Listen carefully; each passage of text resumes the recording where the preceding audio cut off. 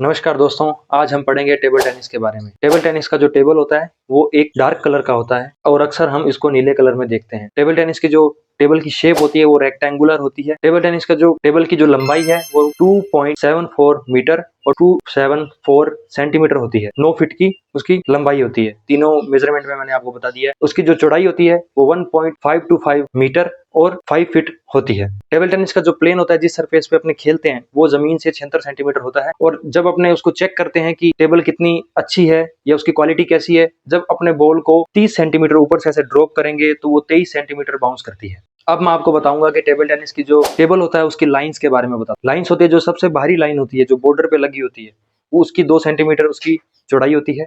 जो बीच में centre line होती है वो डबल्स के लिए यूज की जाती है, जो एक टेबल की एक साइड को 2 इक्वल पार्ट्स में बांटती है, वो 3 mm की होती है। जो सारी लाइंस होती है वो प्रॉपर व्हाइट कलर में होती है। अब मैं आपको बताता हूँ नेट के बारे में। नेट की जो लंबाई होती है वो 6 फीट होती है। आधा फीट एक साइड से बाहर होता है, आधा फीट दूसरी साइड से बाहर होता है। और बॉल को वैध तभी माना जाता है जब वो बॉल नेट के ऊपर से आती है। और जो नेट की जो प्रॉपर जो ऊंचाई है वो 1.25 सेंटीमीटर होती है या 6 इंच होती है। अब मैं आपको बताऊंगा टेबल टेनिस के बॉल के बारे में। टेबल टेनिस की बॉल की जो शेप होती है वो स्फेरिकल होती है। उसका डायमीटर 40 mm होता है। उसका वेट 2.7 ग्राम्स होता है और वो सेलुलोइड या फिर इसी प्रकार के प्लास्टिक के मटेरियल से बना होता है। और उसका जो कलर होता है वो व्हाइट और ऑरेंज हो सकता है। अब मैं आपको बताता हूँ रैकेट के बारे में। रैकेट कोई से भी साइज का होता है, कितने भी वेट का हो सकता है और कोई सी भी शेप का हो सकता है। बस रैकेट हमेशा मजबूत होना चाहिए, कठोर होना चाहिए और साथ में फ्लैट होना चाहिए। अब मैं आपको बताता हूँ जब सर्विस करते हैं, सर्विस को जब ऐसे करके उछालते हैं तो 6 इंचेस या फिर लगभग 16 सेंटीमीटर बॉल उछलनी चाहिए। अब मैं आपको बताता हूँ कि गेम कैसे खेला जाता है। फर्स्ट जो स्कोरिंग होती है वो 11 पॉइंट्स की होती है। मतलब जैसे स्कोरिंग करने हैं, जब अपने पहला सेट खेल रहे हैं या पहला गेम खेल रहे हैं, उसके अंदर स्कोरिंग होती है वो 11 पॉइंट्स की होती है। और जब इक्वल हो जाते हैं दोनों, 10-10 पॉइंट्स हो जाते हैं जब प्लेयर्स के, जब जब टू टू पॉइंट्स का डिफरेंस हो जाता है, जैसे किसी के 10-10 हो गए, एक को 10 मिले, एक को 10 मिल गए, फिर एक के 11 हो गए, दूसरे के 10 ही रह गए, फिर एक दूसरे के वापस 12 हो गए और एक के 10 ही रह गए, तो 2 पॉइंट्स का डिफरेंस आ गया, तो उसको विजेता घोषित किया जाएगा जिसने पहले 2 पॉइंट का डिफरेंस अर्जित किया है।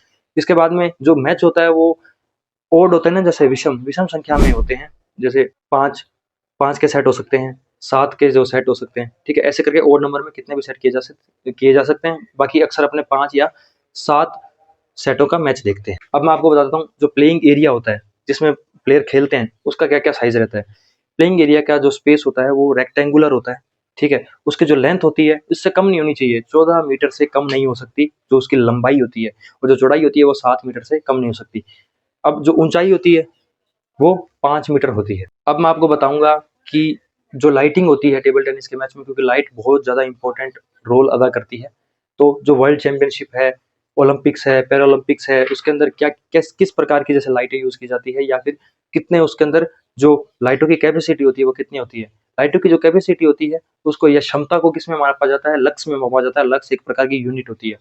जो प्लेइंग सरफेस की जो जो लाइटिंग है वो 1000 लक्स तक होती है। और जो प्लेइंग एरिया होता है जहाँ पे खेला जाता है और उसकी 500 लक्स होती है।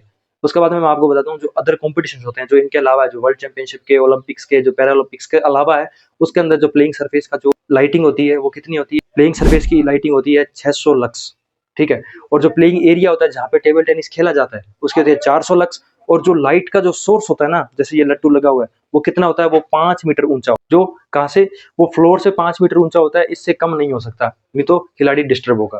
दोस्तों अब मैं आपको बताता हूँ कि मैच ऑफिशियल्स कितने होते हैं। एक होता है रेफरी, एक होता है अंपायर, एक होता है असिस्टेंट अंपायर और एक होता है स्कोरर। 4 प्रकार के इसमें रेफरी होते हैं। इसके बाद मैं आपको बताता हूँ जो इंटरनेशनल टेबल टेनिस एसोसिएशन है, इसकी जो स्थापना की गई थी ये 1926 में की गई थी। और इसका नाम बदलकर अब क्या कर दिया गया, international table tennis federation. International table tennis federation है, इसके अंदर अभी वर्तमान में 227 मेंबर्स हैं। दोस्तों अगली वीडियो में मैं आपको बताऊंगा कबड्डी के बारे में। आपका बहुत बहुत धन्यवाद। मिलते हैं अगली वीडियो में।